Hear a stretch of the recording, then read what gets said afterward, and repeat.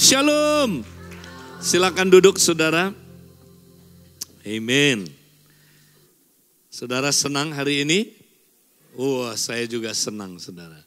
Puji Tuhan, karena untuk kembali lagi ke sini udah berapa tahun ya, saya nggak pernah mengisi. Memang kita ada 120 ibadah saudara.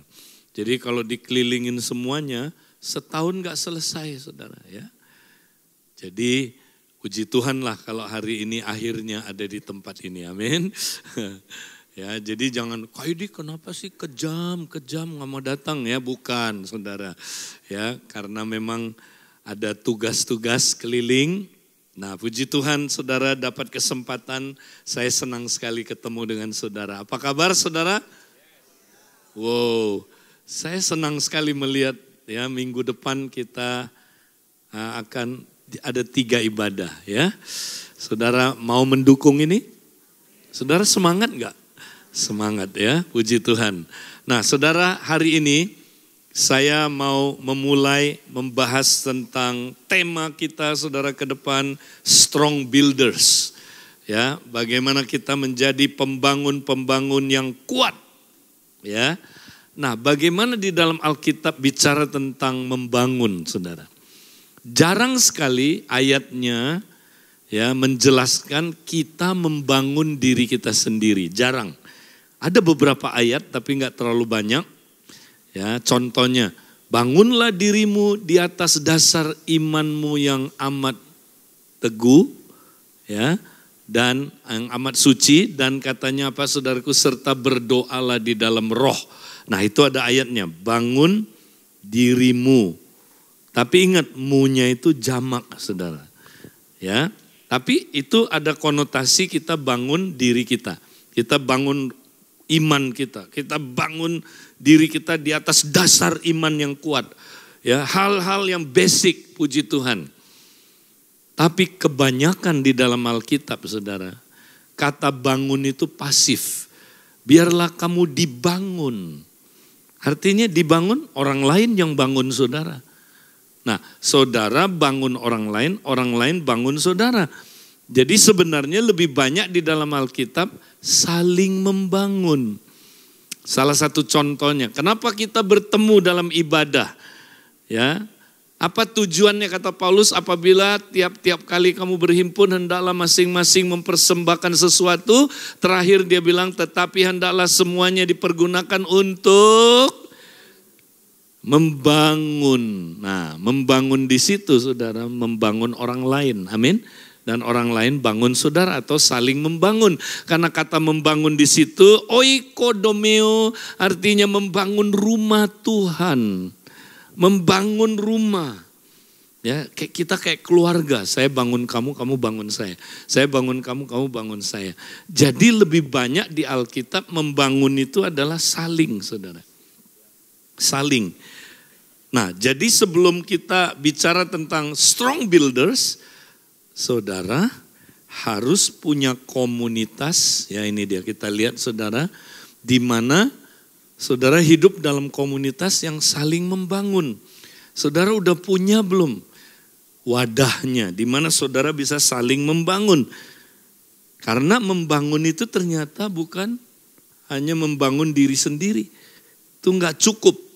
Kita perlu saling membangun, baru kita akan bertumbuh serupa dengan Kristus, saudara.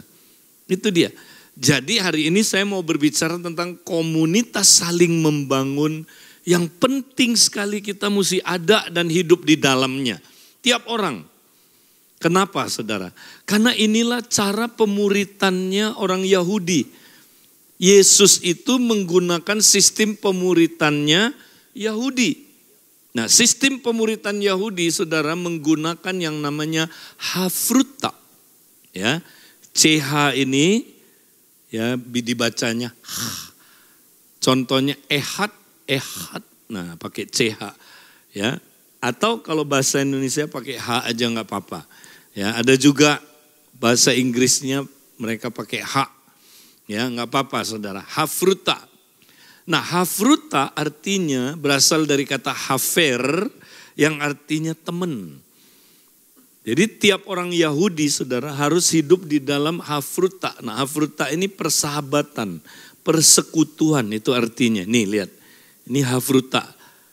Ya, orang Yahudi sistem belajarnya dari kecil sampai selesai belajar, kalau kita dari SD sampai universitas pakai sistem hafruta. Dan ini udah berlangsung 2000 tahun saudara. Tepat tahun depan 2000 tahun saudara. Ya, nah ini saudaraku, ya waktu Pak Jeff pulang dari Israel dia cerita sama saya, Pak Edi. Ya, ternyata orang Yahudi cara belajarnya pakai hafruta. Maka Pak Jeff sekarang kalau ngajar selalu ada hafrutanya. Ya. Nah, kita menyebutnya kompak, komunitas sepakat, saudara. Ya, hafruta itu 2-3 orang di mana mereka membangun persahabatan. Nah, disitulah cara belajar orang Yahudi, saudara. Mari kita lihat. Orang Yahudi kalau sekolah itu, saudara, ada 3 tingkat. Bet Shefer, ya, waktu masih kecil, umur 5 sampai 10 tahun. Bet Shefer, bet artinya rumah, Shefer artinya kitab, rumah kitab. Ya, jadi 5 sampai 10 tahun mereka pergi ke sinagog. Nah, di sinagog modelnya kayak gini, saudara. Jadi enggak besar, sinagog itu enggak 100 orang, 200 orang. Enggak, sinagog itu dibagi kelompok-kelompok sel. Nah, tiap rabi ya pimpin satu kelompok sel, saudara. Persis kayak Tuhan Yesus, ya, antara 12 sampai 20 orang kelompoknya, saudara. Nah, rabinya di tengah, saudara, ngapain? Dia kasih pengarahan aja, saudara, rabinya. Nah, tapi belajarnya lebih banyak di hafrutanya. Ini, hafruta itu dibagi 2 orang, boleh 3 juga. Ya, nanti saudara Google aja, cari hafruta, ya, pelajari saudara. Sampai sekarang orang Yahudi dari SD sampai universitas sekolahnya harus ada hafruta. Dan modelnya nggak gede, komsel-komsel gini saudara. Nah ini rabinya di tengah kasih pengarahan. Oke, kita mau menghafal 5 kitab Musa. Hari ini apa dulu yang kita hafal? Kemudian mereka bentuk kelompok kecil-kecil ini saudara, 2-3 orang. Di situ mereka saling menghafal. Makanya orang Yahudi keren banget saudara. Umur 10 tahun udah hafal 5 kitab Musa. Kita nama kitabnya aja gak hafal. Mereka luar kepala. Kalau kita luar kepala juga. Karena dalamnya gak ada apa-apanya saudaraku. Itu keren. Umur 10 tahun udah hafal 5 kitab Musa. Hafal. Hebat gak saudara? Kenapa? Karena sistem belajarnya pakai hafruta. Ini cara belajar paling keren di dunia. Jadi diakui saudara, cara belajar orang Yahudi paling keren. Makanya orang Yahudi paling pinter kan, dicek paling pinter saudaraku. Ya, kenapa? Karena mereka cara belajarnya hafruta, komunitas. Nah, setelah dia belajar hafal Alkitab, saudara, dia masuk sekolah kedua namanya Bet Midras. Bet artinya rumah, midras artinya belajar atau study. Jadi the house of study. Dari situ keluar kata madrasah. Jadi saudara tahu, rumah belajar, masa madrasah, sama bahasa Arab. Ya. Nah, di Bet Midras itu umur 10 sampai 14 tahun. Ngapain belajarnya saudara? Sekarang belajar menafsir Alkitab. Tafsir saudara. Keren loh, orang Yahudi saudara, umur 14 tahun aja udah mengerti menafsir Alkitab. Nggak ada yang salah-salah nafsir Alkitab. Kita orang Kristen, aduh salah-salah. Makanya tahun ini kita di majalah Bill dimasukin cara menafsir Alkitab yang benar. Nah saudara pelajari. Nanti kalau mau belajar lebih dalam, kami ada tim khusus datang 2 kali hari Sabtu, ya. 6 session kami akan ajarin cara menafsir Alkitab, saudara. Supaya enggak salah-salah. Contoh kesalahan-kesalahan yang biasa, ya saudara kita ucapkan. Misalnya rema sama logos. Aku dapat rema. Kenapa? Ya karena dia bilang rema itu perkataan yang keluar dari mulut Tuhan. Logos itu tertulis. Enggak benar saudara. Kalau saudara Google semua keluar ayat-ayat ya firman Tuhan. Rema sama logos itu interchangeable. Artinya apa saudara? Rema bisa artinya kata yang keluar dari mulut. Tapi bisa juga artinya tertulis. Ya, logos juga bisa artinya kata-kata yang keluar dari mulut dan tertulis. Jadi makanya kalau kita bilang saya dapat rema. Kurang tepat saudara. Emang logos kenapa? Boleh juga saya dapat logos hari ini, boleh. Nah itu sebuah kesalahan tafsiran biasanya saudara. Ada banyak lagi contoh-contoh. Nah makanya tahun ini kita mau belajar menafsir Alkitab. Kita mau belajar saudaraku belajar Alkitab dengan benar supaya enggak salah-salah. Ya, nah orang Yahudi kenapa bisa enggak salah tafsir? Karena belajarnya di kelompok. Makanya enggak salah tafsir saudara. Di kelompok belajarnya. Kalau sendirian bahaya. Terus saudaraku kemudian ya kalau mereka pinter mereka lanjut namanya Bet Talmud. Rumah pemuritan. Karena Talmud artinya murid. Talmidin murid-murid. Jadi saudara sekarang belajarnya tidak lagi di kelas. Atau di kelompok itu saudara. Tidak lagi. Tapi tidak di sinagog tapi keluar ikut rabinya. Kalau rabinya lagi berdebat mereka nontonin. Rabinya konseling mereka nontonin. Rabinya lagi doain orang mereka lihat. Kayak Yesus bawa muridnya masih ingat? Nah tapi polanya saudara walaupun ikut gurunya. Tapi tetap ada hafrutanya. Makanya lihat Yesus ada hafrutanya enggak? Ada.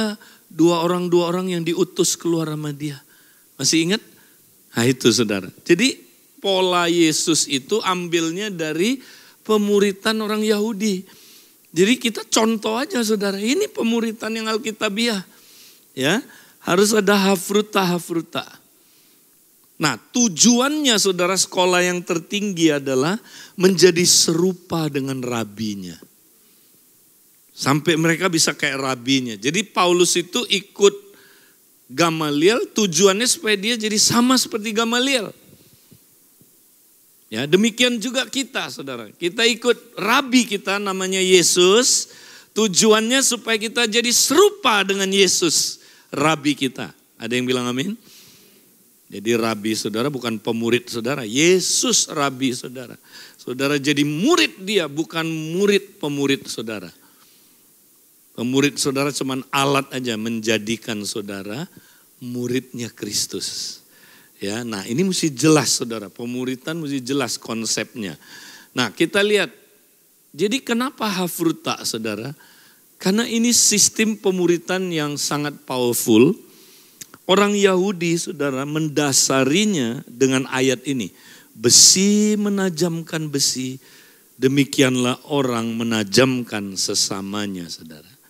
Itu caranya saudara untuk serupa dengan rabinya. Untuk jadi serupa dengan rabinya mereka harus saling menajamkan.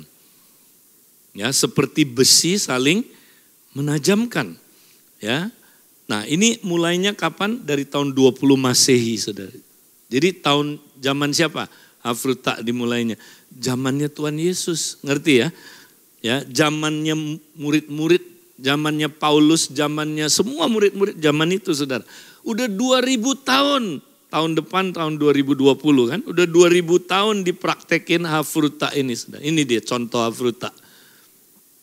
Ya, ini pertemanan saudara. Mereka belajarnya nggak boleh sendirian. Karena besi menajamkan besi. Kalau saudara belajar sendiri nggak bisa tajam.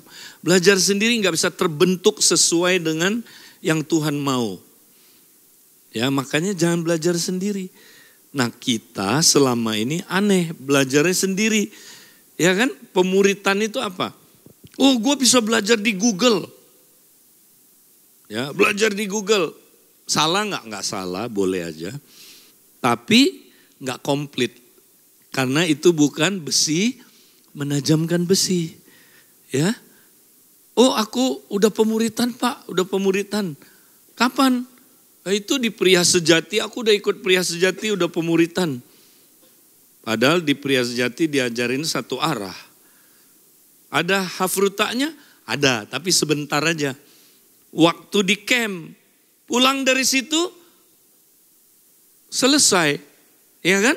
Habis itu dia balik lagi. Ya kan? Pulang semangat. 1, 2, 3, yes. 1, 2, 3, yes. Yang dia belajar cuma 1, 2, 3, yes. Ya kan? Ketemu istrinya bilang, apa lu? 1, 2, 3, 1, 2, 3. Langsung KO lagi dia, saudara. Ya kan? Nah itu kenapa? Karena hafrutanya nggak ada. Pulang itu dia nggak ada accountability. Dia nggak belajar lagi. Karena cuman sementara. Cuman 3 hari hafrutanya. Mana bisa berubah. Saudara, makanya kita pemuritan mesti berubah total konsepnya. Bukan belajar sendiri. Juga bukan belajar di kelas. Ya, itu seminar, itu nggak salah. Ya, boleh aja itu. Tapi itu nggak merubah, saudara. Orang Yahudi bahkan punya perkataan begini, saudara. Nggak boleh belajar sendiri. Mereka ada perkataan di Mishnah. Mishnah itu adalah tulisan hukum Taurat yang dari mulut ke mulut, saudara. Mishnah namanya. Nah, ada salah satu Mishnah bilang begini, saudara. Those who sit alone and study alone the Torah will be stupid. Nah itu dia, saudara. Ya, orang yang duduk sendiri, belajar Taurat sendiri akan bego. Bego loh, saudara, disebutnya. Keras, bego. Bilang sama sebelahnya, kamu bego? Bilang, kalau mau bego, belajar sendiri aja. So, bego lama-lama, ya kan? Kenapa? Karena tidak besi menajamkan besi. Nggak bisa, harus besi menajamkan besi. Nah, jadi ini cara yang paling powerful. Makanya saudara tahun ini bikin target. Ya, di beberapa area kita bikin target tiap orang, aku mau ada di Hafruta. Aku mau ada di Hafruta. Nanti saudara PKS akan diajar gimana mulainya Hafruta. Ya, saudara perlu ditolong. Ini nggak bisa cuma disuruh mulai, nggak bisa. Harus ditolong, saudara. Ya. Hafruta itu mesti dibantu baru bisa jadi dia. Dan dibapai. Kalau dia nggak dibapai nggak jalan, saudaraku. Oke? Nah sekarang kita lihat, saudara. Yesus ternyata menerapkan pola yang persis, saudara. Lihat, Yesus itu, komselnya Yesus 12 orang kan, setuju? Ada 3 bapaknya, Petrus, Yakobus, Yohanes. Itu yang ngebapai yang lain. Nah ini struktur vertikal, saudara. Ada bapak, anak. Ya, jadi bapak perlu ketemu anaknya. Nah nanti saudara diajarin, PKS diajarin gimana ngebapai jemaat. Nah tapi semua orang di komselnya Yesus ada hafrutanya, kompaknya. 2-3 orang. Waktu satu udah mati, saudara, yaitu Yudas, baca di Kisah Rasul. Ditulisnya 2, 3 yang terakhir. Aneh, pakai kata dan. Dan itu kai yang bahasa Yunaninya menggambarkan kata sambung yang menyambung 2 hal yang adalah satu kesatuan. Jadi Petrus dan Yohanes, si ini dan si ini. Yang terakhir si anu dan si anu dan si anu. Aneh, saudara. Ya, jadi Tuhan Yesus menganut pola pemuritan 2-3 orang, saudara. Itulah kelompok pemuritan, saudara. Kalau yang vertikal itu pembapaan, saudara. Ya, tapi kalau pola persaudaraan mesti ada. Nah ini, saudara, Yesus praktek ini. Wah, dahsyat banget, saudara. Makanya lihat Yohanes sama Yakobus, Yohanes sama Petrus masih melakukan hafruta sampai pasal 3 Kisah Rasul. Itu udah berapa tahun dari sejak hari Pentakosta masih praktek. Paulus gak pernah sendirian, kemana-mana selalu 2-3 orang. 2-3 orang, perhatikan. Kalau hafruta dilakukan dengan dahsyat, Barnabas itu bawa Paulus jadiin hafrutanya Paulus. Itu menjungkir balikkan dunia, saudara. Karena hafruta itu powerful banget. Nah, jadi kalau kita mau saling membangun, saudara, punyai dulu sistem ini. Saudara bikin target tahun ini, saya mau ada di kelompok ini, saudara. Hafruta, ya. Nah, kita lihat hafruta itu saudara bisa macam-macam. Ya, suami istri juga bisa. Saya sama istri saya satu hafruta. Tapi saya punya hafruta lain lagi. Dengan penatua, 4 penatua di industri saya hafrutanya dengan mereka. Ya boleh. Boleh lebih dari 2, lebih dari 1 kalau saudara ada waktu, boleh.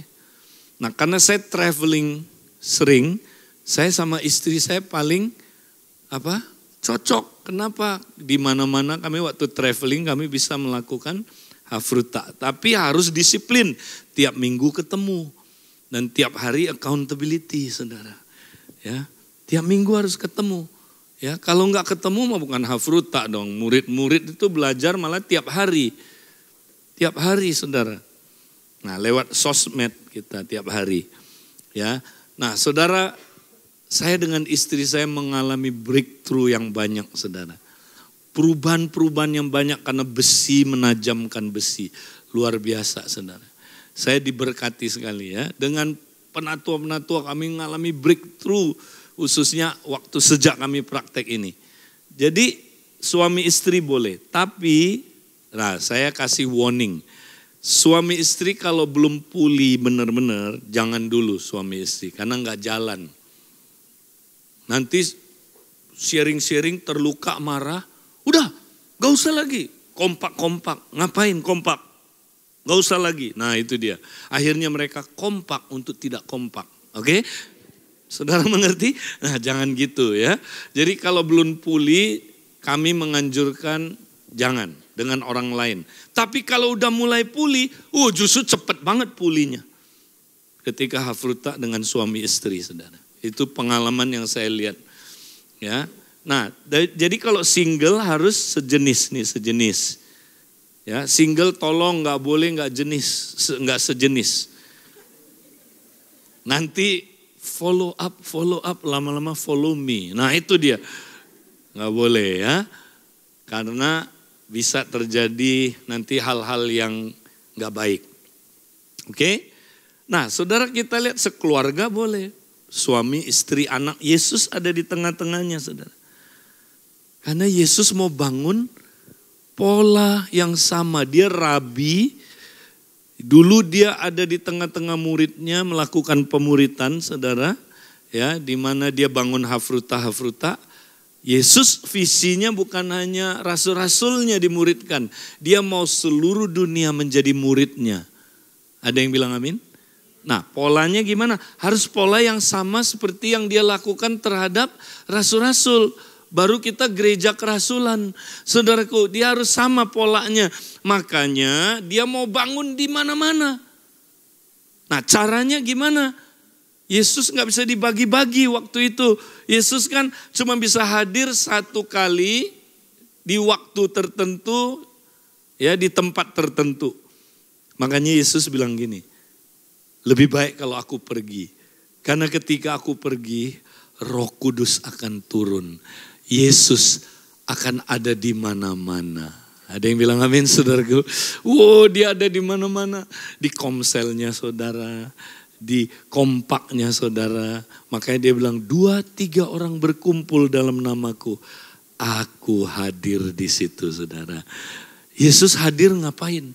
Sama kayak dia dulu hadir ngapain? Dia dulu hadir sama rasul-rasul ngapain? Dia rabi kan? Ngapain dia? Pemuritan. Dia mau jadikan mereka muridnya. Polanya makanya lewat komsel dan kompak. Nah sama, dia mau ada di tengah-tengah kita ngapain? Jadi kalau saudara kumpul di komsel ngapain? Ingat, bukan sekedar having fun. Bukan sekedar kumpul-kumpul fellowship. Yesus mau pemuritan. Ada yang bilang amin? Dia hadir di komsel saudara sekarang. Dia mau lakukan pola yang sama. Seperti yang dia lakukan saudaraku waktu dengan rasul-rasul. Dia mau lakukan yang sama. Makanya komsel-komsel bangun pola ini saudara. Saudara lihat nanti dahsyat. Kita lihat lagi.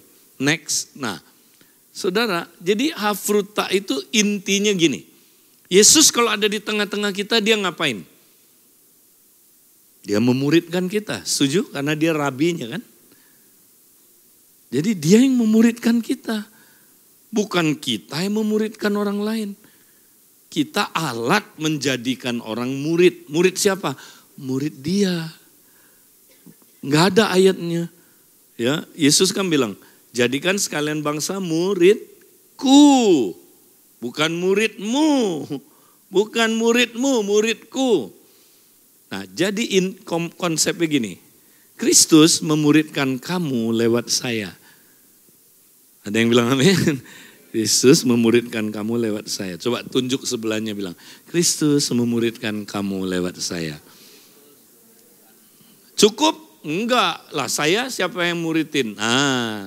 Gantiannya Kristus memuridkan saya melalui kamu. Kamu tuh channelnya. Ada yang bilang amin? Tapi yang muridin siapa? Kristus. Ya, karena Kristus hadirnya di komunitas. Supaya dia bisa muridin saudara, makanya saudara harus bentuk komunitas. Ya, supaya dia bisa muridin saudara, ya, lewat orang lain. Nah, bedanya hafrutaknya Yesus sama hafrutaknya dunia ini, sama hafrutaknya orang Yahudi bedanya apa?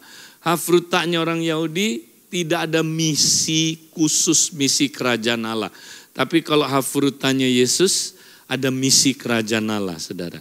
Kristus melayani orang lain melalui kita. Jadi kalau kita udah saling memuridkan, saudara, dipakai Tuhan saling memuridkan, kita berdua akan jadi alatnya Tuhan. Kompak itu akan jadi alat Tuhan melayani orang lain. Ada yang bilang amin? Makanya kompak kalau udah bagus saudara, udah jalan tuh, udah sehati, sepakat. Ngeri saudara. Lihat kompaknya Paulus. Ya, siapa saudaraku? Barnabas dan Saulus menjungkir balikkan dunia. Dalam 2 tahun seluruh saudaraku, ya, seluruh Asia Kecil udah dengar Injil saudaraku. Ya, hebat sekali mereka. Ya, 2 orang aja. Makanya 2 orang sepakat minta apa aja Tuhan jawab. Coba ngeri nggak saudaraku? Ya, dia bisa gunakan kunci kerajaan. Dia bisa hancurkan kuasa kegelapan. Dia bisa saudaraku usir setan. Dia bisa sembuhin orang sakit. Dia bisa beritakan Injil. Dia bisa menemukan orang damai. Dia bisa muridin orang damai itu. Dan orang damai itu saudaraku kalau udah jadi kompak lagi melakukan yang sama, dia akan multi lagi. Setiap kompak merintis komsel baru, saudara. Itu. Sekarang komsel enggak multi-multi. 5 tahun lu lihat gua lihat lu. Lihat-lihatan enak sih 5 tahun. Habis itu apa lu lihat-lihat? Nah, ini yang sering terjadi. Ini ketawa karena pengalaman, betul? Apa lu lihat-lihat? Nah itu, karena enggak hafruta, modelnya cuma lihat-lihatan, ya kan? Nah, kita mau bangun ini saudara. Amin. Nah, kembali ke pembangun yang kuat. Bagaimana kita? Sama. Pakai ini kalau saudara mau jadi pembangun, Kristus membangun kamu lewat saya. Coba bilang, Kristus membangun kamu lewat saya. Terus, Kristus membangun saya lewat kamu. Nah, kalau ini udah terjadi, misinya. Kristus membangun orang lain melalui kita, saudara. Wow, dahsyat. 2 ini, hafruta ini, itu powerful banget saudara.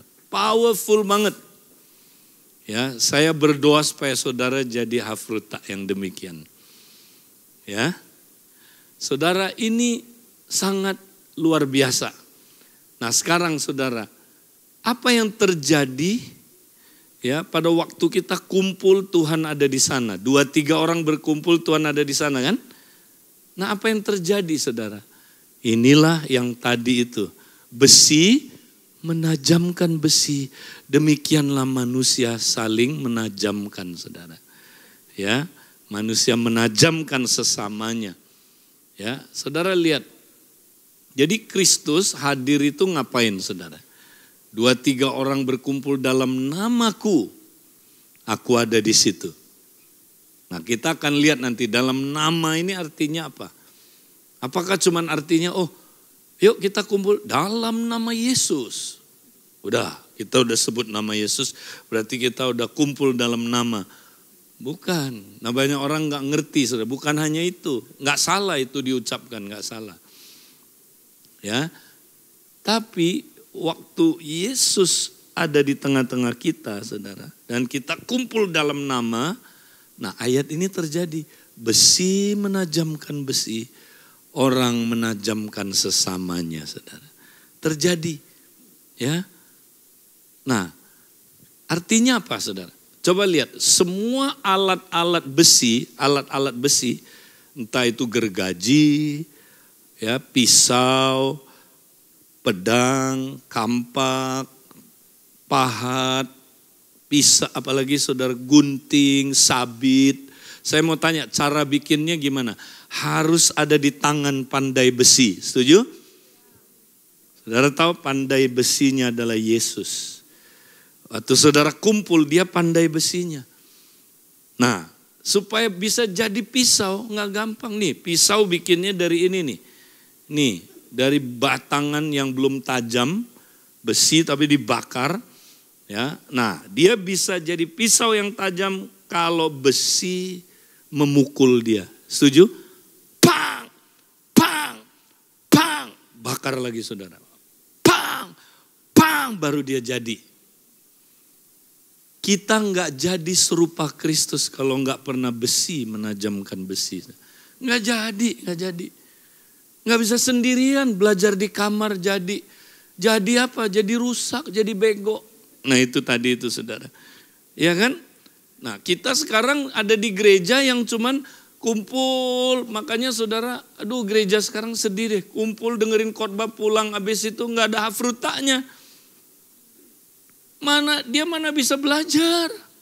Nggak pernah besi menajamkan besi. Bisa serupa Kristus, bohong lah, nggak mungkin lah. Dengar khotbah terus bisa berubah saudara orang. Nggak bisa. Itu besi mesti menajamkan besi, saudara. Lihat, bukan cuman dipukul, dibentuk, tapi diasah kan. Lihat, pernah lihat pisau potong daging nggak saudara ini? Nah, itu bisa tajam kalau besi digesek sama besi, ya kan? Baru dia tajam. Saudara mau tajam? Tahu nggak, saudara itu alatnya kerajaan Allah. Kita semua alat-alat kerajaan Allah. Ada yang gergaji, ada yang saudaraku pahat, ada yang kampak, ada yang pedang, ada yang sabit buat nuai. Ada yang bilang amin. Ada yang saudaraku pahat buat ketok batu supaya batu-batu hidup dibentuk serupa dengan Kristus. Ada yang bilang amin saudaraku. Kita semua alat-alat dalam kerajaan Allah. Nah alat ini nggak jadi kalau besi tidak menajamkan besi. Alat ini nggak jadi kalau besi nggak membentuk besi. Jadi satu-satunya cara adalah saudara mesti ada di komunitas yang saling membangun. Besi menajamkan besi. Baru saudara jadi makin lama serupa Kristus. Serupa Kristus. Amin. Gak bisa sendirian. Bego kalau sendirian saudara. Orang Yahudi begitu pentingnya hafruta. Sampai di Misna mereka punya satu kata begini saudara. Oh hafruta, oh matuta. Oh itu artinya berikanlah. Berikanlah kepadaku hafruta atau aku mati. Begitu pentingnya hafruta sampai orang Yahudi melihat hafruta sebagai jalan kehidupan. Ini jalan kehidupan. Kalau kamu nggak ada di hafruta, kamu nggak ngalamin hidup, kamu bisa mati. Loh itu cocok kan sama ajaran tubuh. Coba kalau tangan keluar dari tubuh saudaraku, ya kan? Dia mau sendiri ya mati dong, ya kan? Makanya penting sekali kita punya pertemanan hafruta ini, saudara. Pertemanan, persekutuan. Wow, ini luar biasa, saudara. Saya dorong saudara tahun ini kita mau ada di hafruta. Wah, saudara semangat. Kalau saudara semangat, saya lebih semangat lagi, saudara. Tapi kalau saudara mau tidur, saya mau pulang. Haleluya. Iya, saudara kelihatan ya anak-anak muda semangat ya. Aduh, apalagi saudara usia muda, ingat loh saudara, jangan sia-siain hidup saudara. Saya kalau boleh ulang saudara hidup saya pengen bangun hafruta yang powerful seperti rasul-rasul. Ya, kalau boleh ulang hidup saya. Ini yang saya rindukan saudara. Saya pengen anak saya ya punya hafruta. Nah baru ngerti sekarang anak saya praktekin. Tapi itu pun udah dahsyat saudaraku. Ya baru aduh Pak kalau tahu dari dulu kan iya. Dia punya hafruta sekarang. Oh ditumbuh sekali saudara. Ya mau besi menajamkan besi? Siapa pandai besinya? Tuhan. Jadi siapa yang ketok besi sama besi? Tuhan Yesus. Bapak boleh maju sedepan kamu maju ke depan. Nah saya kasih contoh sana. Contoh aja ya ini contoh. Ini hafruta ya lagi sharing. 2-3 orang berhimpun, Yesus ada di sana. Amin. Berarti ini besi, Yesus apa? Pandai besi, ya kan? Nah Yesus kira-kira bikin apa kalau kita ketemu? Nah dia pakai dia, pukul dia, iya dia, haleluya. Dan tuh giliran, masa cuman aku yang dipukul, dia. Siapa saudaraku pandai besinya? Yesus. Paham gak saudara? Ini konsepnya, terima kasih. Kalau enggak kita enggak jadi pisau. Jadi-jadian. Coba lihat kiri kanan ada produk gagal enggak saudaraku? Kita banyak produk gagal. Aduh mak, kenapa? Karena enggak ada besi menajamkan besi. Saudara mau besi menajamkan besi? Nah sekarang satu lagi. Caranya gimana? Nah ini caranya. Sederhana saudara. Jadi kalau ketemu di hafruta itu ngapain aja? Ya, apa materinya apa? Ya kita ngomongin apa? Jangan ngomongin masalah saudaraku. Jangan ngomongin saudaraku artinya ya bukan gak boleh sharing masalah. Bukan, jangan fokus ke masalah. Ya, jangan fokus ke program. Jangan fokus ke macam-macam. Fokus ke perkataan Kristus. Hendaklah perkataan Kristus diam dengan segala kekayaannya di antara kamu itu. Jadi materinya apa? Alkitab doang. Alkitab aja. Materinya ya firman Tuhan. Nah saudara dikasih satu berapa? 3 bulan ya. 3 bulan 63 hari materi ini bagus banget. Terima kasih Hendik. Ya ini bagus sekali aku udah lihat. Nah ini saudara ini materi. Kita 3 bulan ke depan ya. Mau 2 bulan ke depan mau bangun menjadi apa? Strong builder. Jadi ini aja yang dipraktek di hafruta. Ya, materinya ini kan firman, ya kan? Ini firman, udah. Nah, perkataan Kristus berdiam. Lihat, dengan segala kekayaannya dan segala hikmat. Saudara mau nggak firman datang dengan segala kekayaan dan segala hikmat? Caranya gimana? Mesti di antara kamu. Bukan dari satu orang. Harus didiskusikan karena di antara kamu. Firman yang datang dari satu orang, contoh pengkhotbah saja bagus, tapi enggak penuh dengan segala kekayaannya dan enggak penuh dengan hikmat, segala hikmat. Kalau saudara mau dapat segala kekayaan, segala hikmat, firman didiskusikan dalam tubuh Kristus. Pasti kaya. Ada yang bilang amin saudara? Pasti penuh dengan hikmat. Nah firman yang demikian katanya bisa berdiam. Nah kata berdiam itu saudara, N-O-I-K-O dari N dan oikos, berumah dalam diri saudara. Firman itu tinggal tetap dalam diri saudara. Baru firman yang tinggal tetap bisa menghasilkan buah. Ada firman yang tidak berakar. Masih ingat? Jatuh di tanah berbatu, berbuah enggak? Enggak. Pinggir jalan berbuah enggak? Enggak. Ya. Yang diganggu sama semak-semak juga enggak bisa. Yang bisa tinggal tetap firman tanah baik. Betul? Tanah baik itu apa saudaraku? Tanah baik itu adalah orang yang menyimpan firman Tuhan di pikiran bawah sadarnya. Itu dia. Firman yang bisa merubah hidup saudara adalah firman yang masuk sampai ke pikiran bawah sadar saudara. Itu baru bisa dilakukan. Kalau enggak, jamin saudara kayak orang yang memandang sebentar di cermin lalu pergi lupa. Tapi orang yang firman disimpan sampai di pikiran bawah sadar, dia bersifat menetap. Itu yang disebut diam. Dia berdiam. Nah, untuk berdiam saudara ada dua hal. Firman bisa masuk pikiran bawah sadar saudara dua hal. Satu, kalau dia jadi pencerahan. Peng gitu. Nah, pencerahan inilah saudara segala kekayaan tadi itu dan segala hikmat. Peng, dia masuk, dia langsung menetap di pikiran bawah sadar. Istilahnya berkesan, unforgettable. Ya, jadi firman masuk ke pikiran bawah sadar kalau unforgettable, bang gitu saudara. Masuk itu langsung tersimpan di pikiran bawah sadar. Atau yang kedua diulang-ulang. Nah ini, firman kalau diulang-ulang terekam di pikiran bawah sadar. Saudara ngerti? Nah, firman yang begini, firman yang jatuh di tanah yang baik yang bisa menghasilkan buah. Jadi kenapa orang tidak berubah? Karena nggak pernah ada di komunitas yang firman itu datang dengan segala kekayaannya dan dengan segala hikmat. Amin. Nah, saudara mau firman yang demikian? Nah, praktikalnya gimana? Gampang.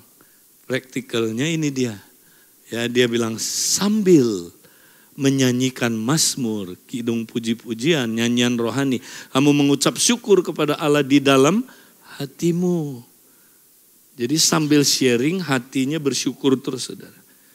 Apa itu syukur? Syukur itu connect sama Tuhan. Saudara ngerti?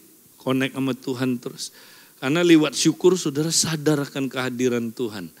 Terus ya, dan segala sesuatu yang kamu lakukan dengan perkataan dan perbuatan lakukanlah semuanya di dalam nama Tuhan Yesus. Ini dia saudara. Inilah yang disebut berkumpul dalam nama Tuhan. Ya, nah kita lihat. Jadi gini, praktikalnya gini. Kalau saudara mau firman berdiam dengan segala kekayaannya dan dengan segala hikmat dalam diri saudara, saudara harus biarkan Kristus memakai kita saling mengajar dan saling menegur. Saling mengajar dan saling menegur. Jadi gampang sharing di kompak itu gini saudara. Ambil misalnya kita setuju dulu ayat mana yang kita mau renungin ya. Setuju di rumah kita baca dulu saudara. Bacain ini dibaca. Direnungin sampai saudara pribadi dapat dulu. Oke. Habis itu saudara ketemu kan di kompak. Nah saling mengajar. Saling mengajar tuh gini saudara. Kalau orang Yahudi dia cerita aku dengar. Habis itu aku cerita dia dengar. Saudara ngerti? Nah setelah itu boleh tanya, diskusi. Ada yang gak jelas gak di ayat ini? Wah ini masih gak jelas. Diskusi lagi sampai ketemu. Kalau gak ketemu juga gak usah kecewa. Ya, gak ketemu juga gak ngerti. Nanti tanya yang ngerti. Ya kan kadang-kadang kita gak harus ngerti semua dulu untuk praktek. Ya kan? Tapi kalau ada sisa-sisa gak ngerti, udah gak usah diperdebatkan. Ya, nanti nanya aja sama PKS. PKS nggak ngerti juga, nanya sama PA. PA nggak ngerti, nanya sama GA. GA nggak ngerti, nanya sama penatua. Penatua nggak ngerti, nanya ATM. ATM nggak ngerti juga, berarti itu pertanyaan nggak penting untuk dijawab. Iya dong, ditanya berkali-kali nggak ada yang bisa, berarti nggak penting, saudaraku. Ya, jadi nggak usah takut kalau nggak ngerti, amin. Oh, ATM aja nggak ngerti. Ya, ada yang saya juga nggak ngerti, saudara kadang-kadang. Ya, tapi kan ada yang udah jelas bisa dipraktekkan, langsung praktekkan. Amin. Nah, setelah saling sharing, saudara, terus ngapain? Saling ngajar, dengar. Nah, sekarang aplikasi karena firman bukan hanya untuk didengar, dipraktekin. Nah, disinilah peranan saling menegur. Nah, tapi ini tunggu dulu, saling menegurnya nggak boleh begini, langsung ditegur. Wah, kamu salah nih, salah kamu, dosa. Waduh, trauma, orang nggak mau lagi ikut kompak. Nanti kompak tidak berkompak, ya kan? Caranya gini saudara, kita nanya. Kan Yesus kan yang menegur kan, bukan kita kan. Ingat nggak tadi kan Yesus yang mengajar kita kan. Jadi kamu tanya, kamu ditegur Yesus apa firman ini? Nah saudara sendiri juga sharing, saya ditegurnya ini, kamu ditegurnya apa? Nah kalau udah ditegur berarti ada yang dia belum taat kan? Firman itu. Nah kita tanya bagian mana yang kamu belum taat, mana yang kamu udah taat. Saya udah taat kak, bagian ini kak. Bagus, kita teguhin, puji, bagus. Tapi yang belum taat boleh nggak saya challenge kamu. Untuk kamu ya segera praktekkan ini dalam hidup kamu. Ya, kamu bisa. Karena kamu anak Tuhan, kamu bisa berubah. Amin. Kita challenge dia saudara. Sampai aplikasinya sampai dia mau taat aplikasinya. Nah, kalau udah mau, udah kita tiap hari saling WA-an. Kamu udah taat belum? Di situ saudara, orang baru bisa berubah. Tiap hari WA-an. Ya walaupun ketemunya seminggu sekali, tapi tiap hari kita saling menguatkan. Kita belajar apa dari Yesus, kita cerita. Wah, saya seru banget tiap hari saudaraku. Saya cerita sama penatua-penatua lain apa yang saya belajar, saya sharing. Dan kita boleh saling menegur, mengajar, tapi dengan kasih. Amin. Nah ini luar biasa saudara. Nah jadi gampang saling menegur, saling mengajar, saling menegur. Tapi ini yang penting. Caranya adalah lewat connect terus menerus dengan Kristus. Jadi gini, sambil mengucap syukur di hatimu.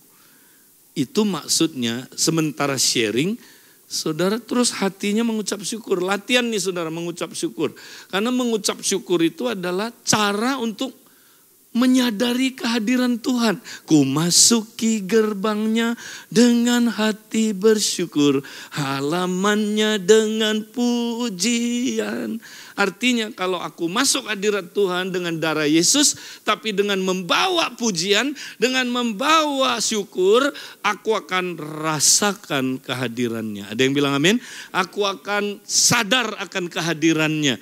Makanya pujian membuat kita sadar akan kehadiran Tuhan. Nyanyian syukur membuat kita saudaraku sadar akan kehadiran Tuhan. Jadi sambil sharing di hati saudara bersyukur terus. Tuhan, aku bersyukur orang ini Tuhan, dia sharing problemnya Tuhan. Aku percaya ada jalan keluar karena Engkau Allah yang baik. Jangan gini, lihat. Dia sharing problemnya kurang ngajar, bikin gua susah ini. Nah, yang kayak gitu gak ngalamin hadirat Tuhan, hadirat problem. Jadi sambil sharing mesti connect maksudnya. Itulah artinya berkumpul dalam nama Tuhan. Apapun yang kamu lakukan maupun perkataan, lakukan dalam nama Tuhan. Tuhan kita siapa namanya? Yahweh. Yesus itu artinya Yahweh yang menyelamatkan. Yahweh artinya apa? I am, aku hadir. Karena Allah kita namanya aku hadir. Makanya tiap kali kita berkumpul dalam nama itu, dia menyatakan kehadirannya. Ada yang bilang amin? Ya, jadi berkumpul dalam nama itu artinya gini saudara. Saya berkumpul di bawah hadirat, otoritas, kuasa, kemuliaan Tuhan. Saya nggak mau hadir dengan otoritas, kuasa, kemuliaan diri sendiri. Saya mau hadir di dalam hadirat Tuhan, otoritas Tuhan, kuasa Tuhan, ya, kemuliaan Tuhan. Artinya waktu sharing itu aku sadar Tuhan ada di sini. Itu yang disebut takut akan Tuhan. Itu share Tuhan ada di sini ya. Sehingga waktu saya dengar dia, saya dengar langsung dari Tuhan, saudara. Amin. Waktu saya sharing ke dia bersifat nubuatan. Sharing saya, saudara. Karena dilakukannya di hadirat Tuhan. Saudara ngerti? Kalau saudara banyak bersyukur, nanti saudara ngomong itu penuh kuasa. Karena otoritas Allah, hadirat Allah, ya, kuasa Allah, kemuliaan Allah menyertai saudara. Amin. Dahsyat. Mau lakukan ini saudara. Nah ini sesederhana ini saudara. Inilah kompak-kompak saudara. Kalau saudara lakukan, terus saudara diutus keluar, dahsyat banget saudara. Nah saya tutup dengan satu kisah saudara. Kita di Amerika kan ada Abalef LA saudara. Nah kita ngajarin ini, kompak-kompak ini, nah Tian anakku dia praktek sama Michael saudara, praktek kompak ini. Ya, jadi caranya seperti ini saudara, mereka ada accountability sharing, ya juga di komsel-komsel. Nah yang udah praktek saudara, udah mulai sharing, diajak, ayo kita keluar, jangan jadi kompak yang jago kandang terus keluar. Ya kemana? Ayo kita pergi ke lingkungan kita. Kan lingkungan mereka saudara di Chino Hill itu ada restoran-restoran, ada apa office, ada apa saudaraku lingkungan situ, perumahan situ. Nah dua orang kayak saksi Yehova lebih taat loh. Berdua keliling kita, keliling sendiri-sendiri. Atau enggak keliling, ya kan? Di dalam terus. Nah ini dia keluar berdua, saudara ngapain? Doa dulu, karena Tuhan yang pimpin kompak itu kan doa. Tuhan mau kemana? Satu hari Tuhan bilang sama kompaknya, Tian anakku, pergi ke restoran itu. Nah mereka cari tahu, ternyata restoran itu udah mau tutup saudara. Pemimpinnya Chinese, Buddhis, orang Malaysia. Dia sedih banget, restorannya udah mau tutup, sepi saudara. Ya kan, restorannya sepi ya mukanya sepi juga kan. Kelihatan sedih banget saudara. Nah mereka datang, mereka bilang gini, Pak maaf ya Pak ya, kami dari gereja sini nih Pak. Nggak jauh kok Bapak bisa lihat, itu yang di sekolah. Oh gitu katanya, Pak kami datang ya Pak ya, maaf kami mau berdoa buat Bapak. Supaya Bapak sukses bisnisnya, supaya restoran ini berkembang. Kira-kira orang seneng gak didoain gitu? Biarpun beda agama, mau kan dia didoain kan? Mau, oh Pak thank you Pak, doain Pak. Doain, nangis saudara. Habis didoain nangis. Ingat, kompak itu ada kuasanya, amin. Nangis saudara. Terus mereka umumin ke jemaat, saudara-saudara, mari kita minggu ini makan di restoran itu rame-rame. Minggu depan 70 orang makan di restoran, kaget. Oh 70 orang. Sampai masaknya bingung saudaraku ya. Waduh, nangis lagi saudara, dilawat Tuhan. Nah akhirnya mereka jadiin restoran itu tempat rapat, tempat saudaraku one on one, tempat saudaraku kumpul-kumpul ya. Seneng kan pemiliknya saudara. Wih, satu kali saudara pemiliknya lagi ya lihat mereka rapat, dia tanya, Tian, kamu katanya orang Indonesia ya? Tian bilang, iya Pak, kok tahu Pak? Ya dari logatnya saya tahu kamu orang Indonesia. Terus dia bilang gini, Pak, boleh enggak? Tolong aku punya teman perempuan single mother, anaknya aneh. 3 orang anaknya kerasukan semua. Hah? Kerasukan? Satu anaknya yang paling gede, waktu kerasukan dia nyetir hilang. Ya jelaslah kerasukan nyetir ya hilang. Nggak tahu kemana, saudaraku bingung. Dia juga bingung, udah rapol ke polisi, nggak ada yang bisa cari. Dia bilang, boleh nggak Pak dilayani? Oh boleh. Wah ini Tuhan buka jalan kan. Nah ini orang damai ini jangan-jangan. Mereka pergi sudah. Ketemu, benar perempuan ini single mother ternyata keturunan penyembahan berhala semua. Dukun keluarganya. Pantes anaknya kayak kena kutuk ya kan. Udah ibunya dulu diinjilin saudara. Didoain. Ibunya terima Yesus, dibaptis, akhirnya penuh Roh Kudus. Diajarin saat teduh. Nah satu kali ibu ini bilang, Tian, bisa nggak ya Tuhan kasih tahu anak saya di mana? Lu bisa, nggak ada yang mustahil. Memang Tuhan bisa ngomong, bisa. Kamu tiap pagi saat teduh, habis saat teduh nanya Tuhan anak saya di mana ya? Jadi satu kali dia praktek, Tuhan anak saya di mana Tuhan? Tiba-tiba lihat penglihatan Google Map. Benar Google Map saudara, ada balon merahnya itu. Wih, Tuhan bilang anak kamu ada di jalan ini. Dia bilang Tuhan aku tahu jalan itu, tapi aku nggak tahu di yang mana ya kan.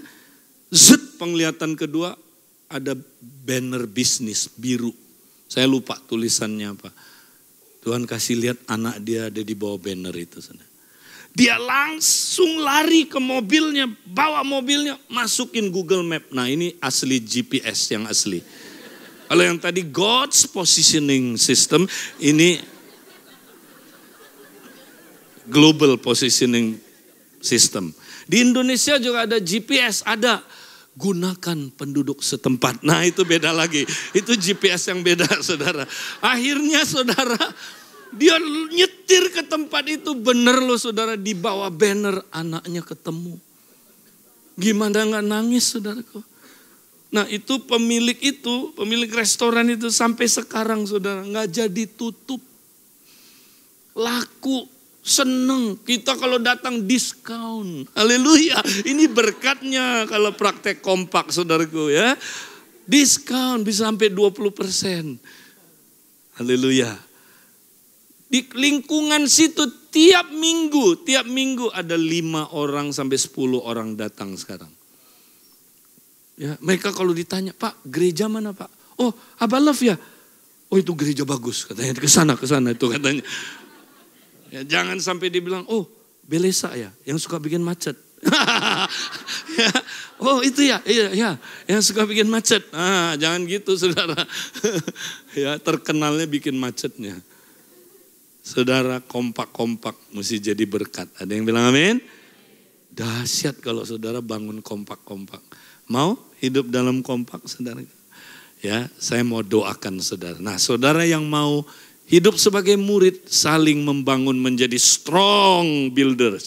Saudara bangkit berdiri, saya mau doain saudara hari ini. Tahun ini saudaraku, kita akan melewati tahun ini walaupun gak gampang, tapi ada janji Tuhan. Tuhan gak pernah gak pernah meninggalkan kita. Setuju? Saudara percaya Tuhan menyertai kita? Amin. Ya, mari kita nyanyikan satu pujian.